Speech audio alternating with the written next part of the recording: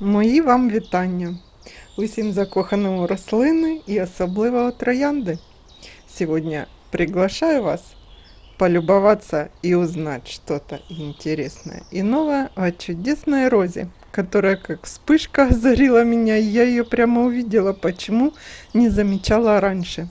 Расскажу про свою красавицу роза Ля Фонтен о Перле. Может быть, вы успеете еще ее заказать в каталогах, кому она понравится.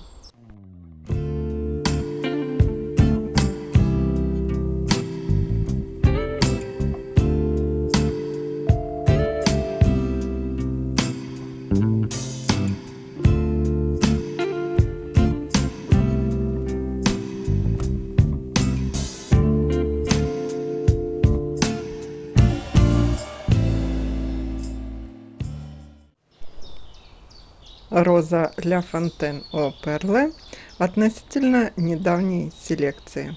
Была выведена Мишелем Адамом в 2013 году. Франция. Высокий, красивый куст. Роза может понравиться не только любителям чайно-гибридных, она именно чайно-гибридная, но и флорибунда. На одном побеге может быть до 2-3, как вот тут, 4-5 и больше роз. Немного она похожа на флорибунду.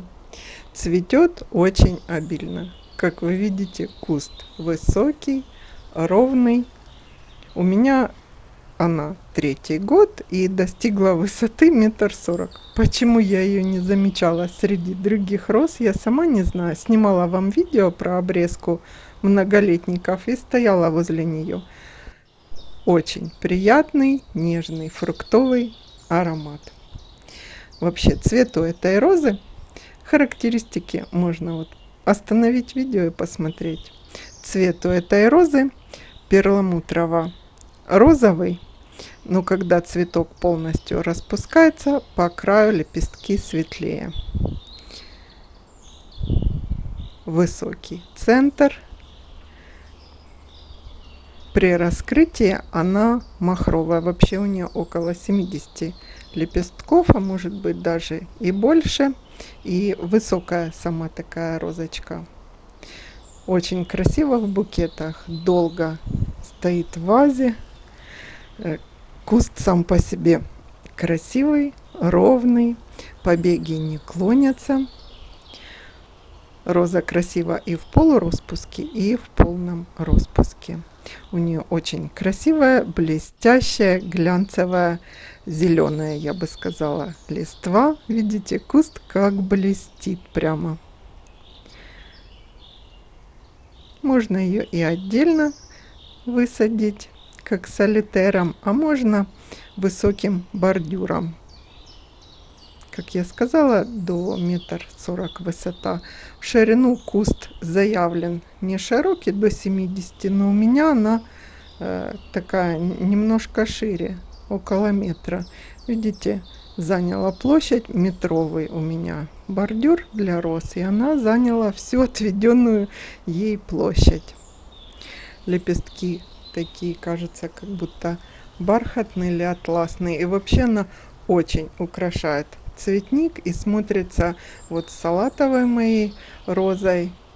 И самостоятельно, как праздничная такая, я бы, может быть, даже ее и посадила бы где-то на парадное место. Побеги крепкие, ровные, цветок держит и дождь, и ветер сильный, и солнце не плавятся. Это потому, что лепестки у нее не нежные такие, а относительно плотные, если сравнивать с другими розами. Плотные лепестки не так горят. Роза очень понравилась. Я просто составляю каталоги, подписываю все свои потерянные, найденные сорта. И вот удивительная красавица. Цветок у нее до 14 сантиметров. Но если цветов много, то, конечно, они немножко меньше. Устойчива к болезням. Черную пятнистость у меня она не ловит не осенью. У меня даже некоторые розы сейчас, после стрессовой весны и аномальной жары, отлично перенесла. Вредитель, видите, какие у нее прямо такие ярко-зеленые, красивые, статная такая красавица. Цветет волнами, но сейчас она у меня обрезана. Я вообще всему этому розарию почему-то захотела довольно низкую обрезку сделать, как я вам рассказывала. 2/3 всех побегов укоротила.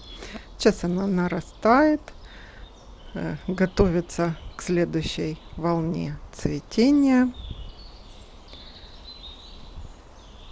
Роза очень понравилась. Аромат фруктовый, нежный у нее. Советую вам, кто выбирает именно в розарии в парадный, и если вам нравится розовый цвет, присмотритесь к этой необыкновенной розе. Видите, она даже выделяется как-то среди остальных. Вот это у меня клумба с Жанной Моро и Wedding Bells. Вот если бы сейчас я переделывала что-нибудь в этой клумбе, я бы, наверное, вместо Wedding Bells посадила бы розу Ля Фонтено Перле. Несколько кустов. Она парадно смотрится. Ну это, не будем ругать ту розу, но это прямо изюминкой будет, если вам такие цветы нравятся, как перламутрово-розовые. Долго очень держит цветок, и она относительно позже других распустилась. Поэтому, когда большинство роз я обрезала, она была прямо в самом цвету. Красиво смотрится на фоне зеленого газона. И среди хвойных можно ее посадить. В общем, я советую вам эту розу. Присмотритесь к этой красотке. Создавайте красоту в своих садах, вопреки жаре и обстоятельствам. И создаем себе хорошее настроение. Задавайте свои вопросы. Пишите в комментариях свои отзывы о этом сорте, у кого есть.